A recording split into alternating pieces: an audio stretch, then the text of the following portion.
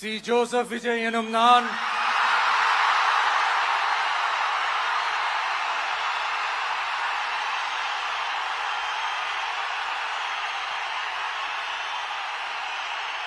சட்டப்படி அமைக்கப்பெற்ற இந்திய அரசியல் அமைப்பின்பால் உண்மையான நம்பிக்கையும் மாறா பற்றும் கொண்டிருப்பேன் என்றும் இந்திய நாட்டின் ஒப்பில்லாத முழு முதல் ஆட்சியையும் ஒருமையையும் நிலைநிறுத்துவேன் என்றும்